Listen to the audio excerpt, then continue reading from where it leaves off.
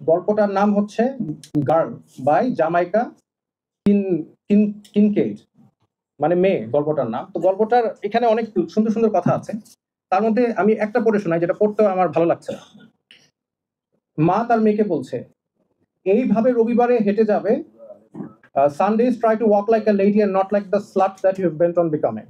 এটার মানে হচ্ছে এইভাবে, মানে রবিবারে ভালোভাবে হেঁটে যাবে যাতে করে তুমি যেই খানকি না সেটা হতে চাও, তুমি যেটা সেটা সেটা না হতে পারো। এবং এই গল্পে এই ওয়ার্ডগুলি, মা মেয়েকে খানকি ডাকছে, এটা মানে বারবার আসছে। আমি জানি না এই গল্পটা আমাদের সাহিত্য বা ইংলিশের ক্লাস নাইনের বইয়ে থাকার কতটা প্রয়োজন। আপনারা এই যে ভাইয়া বলছিল যে আমাদের ইসলামিক, আমরা আন্দোলন করেছি ইসলামের জন্য, এবং উনি বলছিল যাতে ইসলামিক ভ্যালুজ রাখে, আমাদের সংস্কৃতিতে যাতে ইসলাম এর যে মূল্যবোধটা সেটা আসে। আমাদের নবী করিম সাল্লাল্লাহু